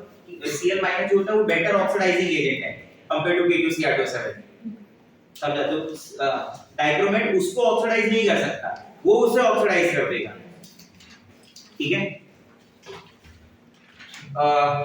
मेथड ऑफ प्रिपरेशन जो एक्चुअल कमर्शियल मेथड है, कमर्शियल मेथड से कैसे, कमर्शियल मेथड जो है वो है डिकॉन प्रोसेस, बराबर। Deacon process is basically the commercial method, Deacon process, Deacon process ना इसका कमर्शियल मेथड होता है। ये देखिए ये कमर्शियल मेथड है जिससे एक्चुअली ये गैस बनाई जाती है in the presence of copper catalyst where HCl react with oxygen gas, बराबर। HCl बनाने का इतना खर्चा है नहीं, ऑक्सीजन फुकट में मिल रही है, अरे एटमॉस्फेरिक ऑक्सीजन है ना, बराबर, पैसा बचेगा। क्या हो जाएगा ऑक्सीजन कंबाइन विद हाइड्रोजन क्या बना H2, तुम वही बैलेंसिंग चालू रखो, तुम्हारी 2 और मल्टीप्लाई बाय 2, 2 2 का 4, 2Cl2 बन गया ना क्लोरीन, ठीक है। आप इसके अलावा इसको बना सकते हैं NaCl से भी, आप एक्वस NaCl वगैरह भी यूज कर सकते हैं अगर आपको याद हो तो, ठीक है। नॉर्मल NaCl भी बना सकते हैं, इलेक्ट्रोलिसिस सिखाया था ना मैंने कि NaCl जब टूटेगा तो क्या बनता है Na++ Cl-, cation move towards cathode, बराबर, याद है कुछ, दो शॉर्टकट थे उसके NCCr, और पावले। Negatively charge electrode is called cathode, cation move towards cathode, undergoes reduction, yes, ये नेगेटिवली चार्ज इलेक्ट्रोड अगर होगा, बराबर, negatively charge electrode is called cathode, negatively charge electrode को अपन किस नाम से बुलाते हैं, कैथोड के नाम से। कैटायन किसकी तरफ मूव होता है, कैथोड की तरफ, प्रोसेस को क्या बोला जाता है, बोलो, ठीक है, समझ गए ना बात। तो Cl माइनस का क्या बनता है Cl कंबाइन होकर Cl2 देता है, Na प्लस का क्या बनेगा Na, इसका कुछ करना है तो सोडियम हाइड्रोक्साइड बना लो, हाइड्रोजन गैस भी मिल जाएगी साथ साथ में। This is one of the method for the preparation of hydrogen gas, ठीक है। तो ये उसका कमर्शियल मेथड है। नेक्स्ट प्लीज, फिजिकल प्रॉपर्टीज आप लर्न कर लेंगे बराबर से। ग्रीनिश येलो गैस है, जो कोई ओडर समझ में ना आए तो पंजेंट लिख दें, ठीक है। सिर्फ खाली एक दो जगह ध्यान दें, वहां पे पंजेंट ना लिखें। हाइड्रोजन सल्फाइड गैस जैसे तो वो होता है रॉटन एग, बराबर, और फॉस्फीन होता है, फॉस्फीन जो होता है रॉटन फिश, तो एक सड़ा हुआ अंडा है, एक सड़ा हुआ मच्छी है, उसके अलावा बाकी जो भी है सब में आप नॉर्मल पंजेंट ऑर्डर लिख सकते हैं। This is the most important reactions and the most difficult reactions in the history of inorganic chemistry. Reaction with the metals: sodium plus chlorine, sodium chloride; aluminium plus chlorine, aluminium chloride; Fe plus chlorine, FeCl3; phosphorus plus chlorine, यहाँ पे लिख दीजिए ऐसे, एक और नीचे लिख दीजिए phosphorus plus chlorine but excess, अगर क्लोरीन एक्सेस में होगा हाँ, so it will give you PCl5. P4 plus 10Cl2 give you PCl5. Sulfur plus chlorine, sulfur monochloride. Arsenic, ये S small है. Arsenic plus Cl2, arsenic chloride. ठीक है? चलिए next. हाँ, ऑक्सीडाइजिंग प्रॉपर्टी काफी इंपॉर्टेंट है. Put one stop for this. Oxidising property. Oxidising property में हम लोग क्या बोलते हैं कि क्लोरीन का अगर वाटर के साथ रिएक्शन हुआ तो क्या बनाएगा वाले में HCl plus HOCl. ये HOCl ना इतना स्टेबल नहीं होता भाई.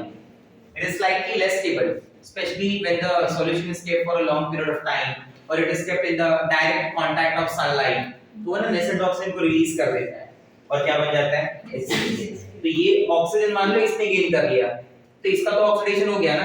इसके ऑक्सीडेशन के लिए रिस्पांसिबल कौन? Chlorine plus H2. तो इसे बोलेंगे कौन सा एजेंट? ऑक्सीडाइजिंग एजेंट, क्योंकि इसको ऑक्सीजन देने वाला यही है ना. तो moist chlorine it act as a oxidising agent. यही उसकी ब्लीचिंग प्रॉपर्टी भी है. यही नेसेंट ऑक्सीजन अगर किसी कलर्ड सब्सटेंस से कंबाइन हो जाए तो उसे क्या कर देगा? कलरलेस. तो उसकी ब्लीचिंग प्रॉपर्टी भी होगी. समझा मेरा बात? क्लियर हो रहा है पॉइंट? ठीक है. हाँ, इन सब में आपको क्या याद रखना है मैं बता दूं. ऊपर करना. अब ऑक्सीडाइजिंग प्रॉपर्टी है तो डेफिनेटली उसके कई सारे एग्जांपल्स भी होंगे ना. तो इन एग्जांपल्स को याद कैसे रखना है? नेसेंट ऑक्सीजन रिलीज हो रहा है ये आप समझ चुके हैं बराबर.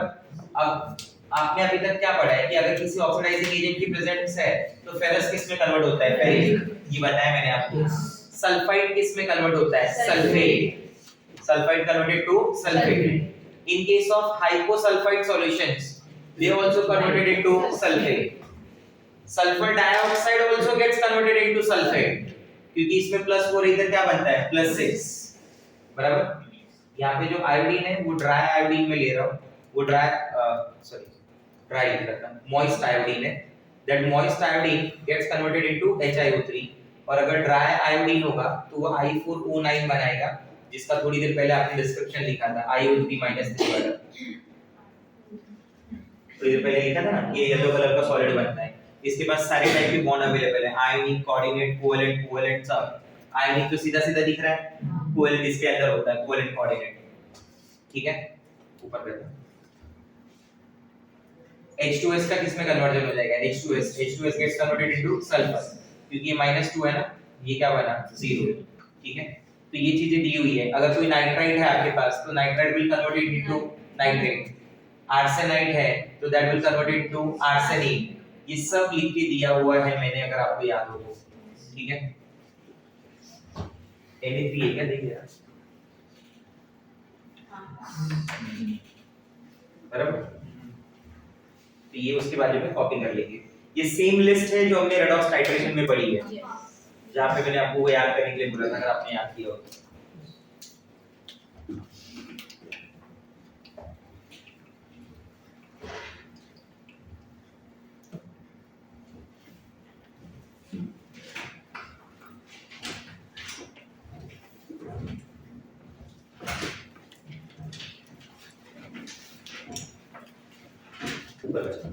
ब्लीचिंग एक्शन समझ गए ना. वहां पे पॉइंट याद रखना कि मॉइस्ट क्लोरीन जो है वो ब्लीचिंग एक्शन किस वजह से शो कर सकता है. Moist chlorine bleaching action show करता है उसके ऑक्सीडाइजिंग नेचर की वजह से. और मॉइस्ट SO2 सल्फर डाइऑक्साइड का डिफरेंस में बता चुका हूं, वो रिड्यूसिंग नेचर की वजह से शो करता है. तो इस बारे में पूछा जाता है क्वेश्चन. ठीक है. देखिए ये वापस इजी क्वेश्चन रिएक्शंस है. Hydrogen plus chlorine HCl. C10H16 plus Cl2 क्या दे रहा है आपको? HCl. खाली कार्बन दे रहा है. ये वैसे रिएक्शन हो गई. याद है आपको मीथेन प्लस क्लोरीन. अगर आप इस क्लोरीन को एक्सेस में यूज कर लें बराबर, तो रिएक्शन कब तक? जब तक है हाइड्रोजन तब तक. रिएक्शन कब तक? जब तक है हाइड्रोजन तब तक. बराबर. ठीक है. वैसे ही टाइप का रिएक्शन ये भी है. Reaction with ammonia. याद है ये आपने पढ़ा हुआ है ग्रुप 15 में. Excess of ammonia react with chlorine और बाद में फिर दूसरे वाले में क्लोरीन एक्सेस. याद है ये चीज? इसमें भी वही हो रहा है. देखो एक्सेस ऑफ क्लोरीन जैसे किया तुमने, हाइड्रोजन हटने लगा बराबर. उसके सारे हाइड्रोजन को हटा के Cl बन गया और कुछ Cl आ गया. 8 अमोनिया है. मैं इसको ना दो पार्ट में डिवाइड करता हूं. ये देखिए 6 अमोनिया और 2 अमोनिया बराबर. ये टू अमोनिया के जो हाइड्रोजन है, मान लीजिए क्लोरीन से रिएक्ट हो गए, किससे रिएक्ट हो गए? क्लोरीन। कितने क्लोरीन से? 3। ये 2 into 3 कितने हाइड्रोजन हो गए? 6। और ये कितने हो गए? 6 हाइड्रोजन 6 क्लोरीन 6 HCl पर ये 6 अमोनिया और ये 6 HCl क्या मिलके बना देगा? 6 NH4Cl। दो नाइट्रोजन अभी भी बचे हुए हैं, ये वाले वही कंबाइन होकर N2 देते हैं। तो उस रिएक्शन की अंडरस्टैंडिंग ऐसे है, उसके बाजू में लिखें। तो ये मैं क्यों बताना चाहता था वो देखिए, इसके बाजू में लिखें यहाँ पे इनिशियली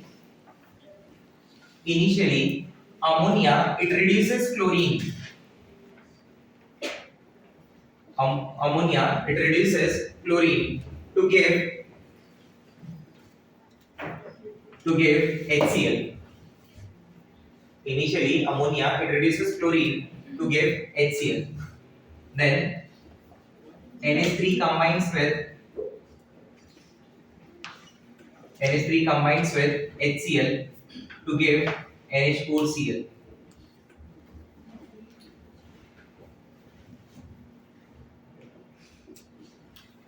और इसमें all hydrogens are replaced by chlorine. ठीक है, समझ गए ना बात?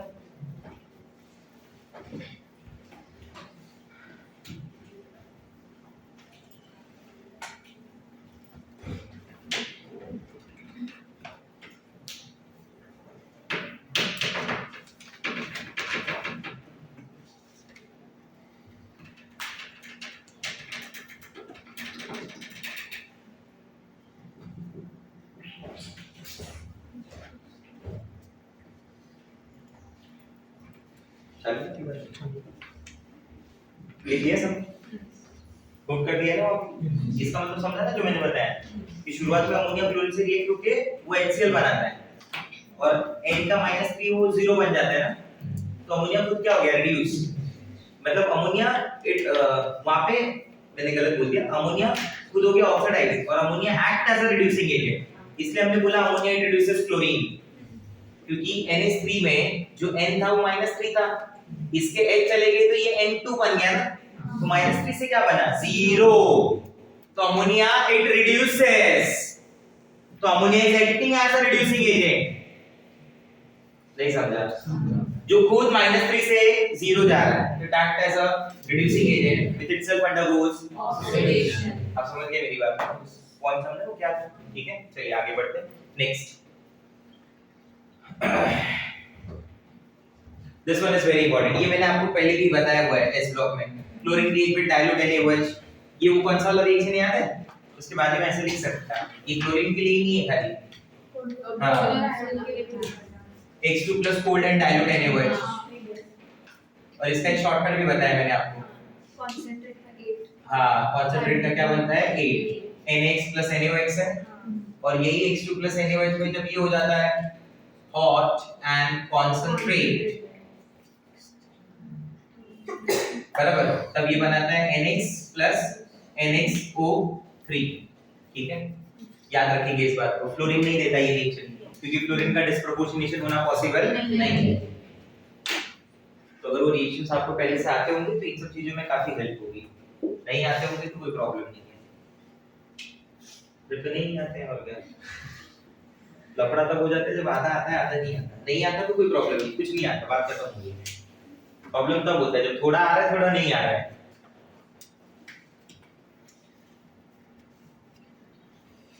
चलिए next, market is very important, question आएगा ही आएगा यहाँ से, किसी न किसी एक शिफ्ट में तो बनना ही बनना है भाई, या तो सीईटी या तो जेई, अब तुम्हारा नसीब। चलिए नेक्स्ट, ये वही ब्रोमीन के साथ भी सिमिलर काइंड ऑफ रिएक्शंस है।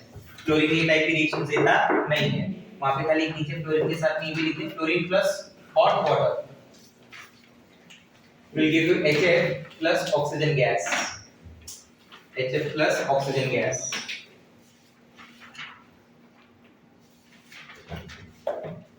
वो लिख के रखें। डन?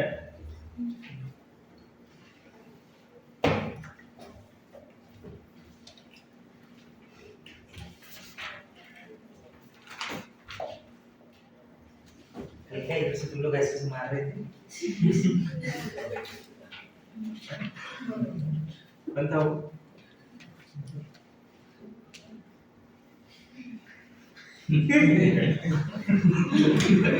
मेरे पास तो दीवार ही नहीं है भाई वो दीवार उस तरफ है ना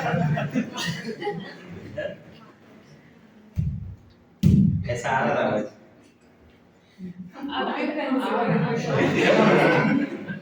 मैं भी फ्री बैठ खड़ा था अरे मुझे चल फिर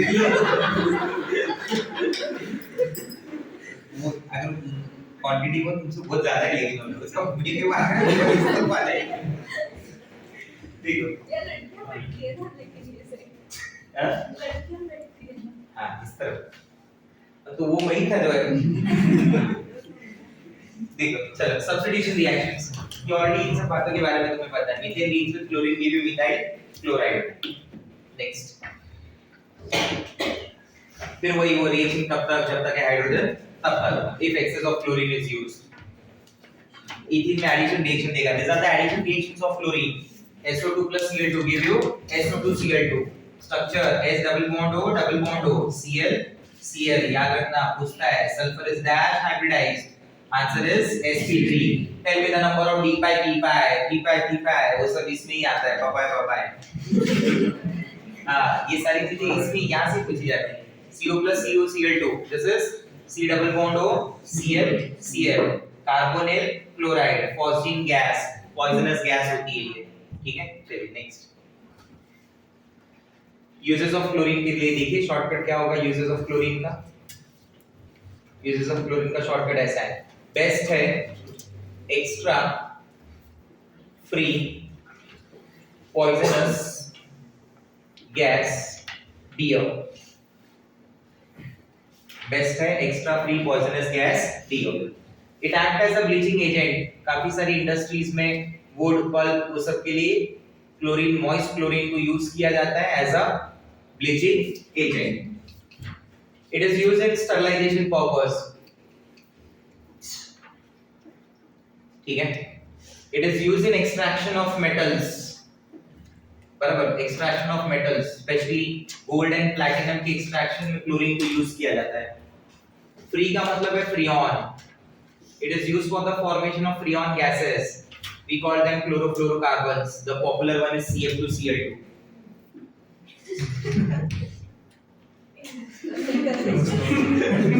ये रहेगा CF2Cl2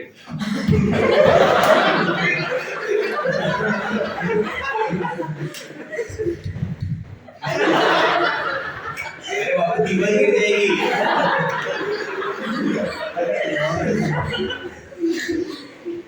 एक ही साथ बातें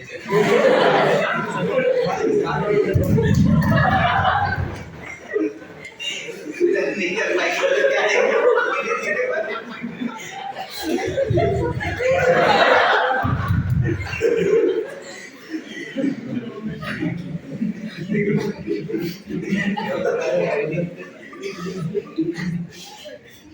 It is used for the formation of poisonous gases. There are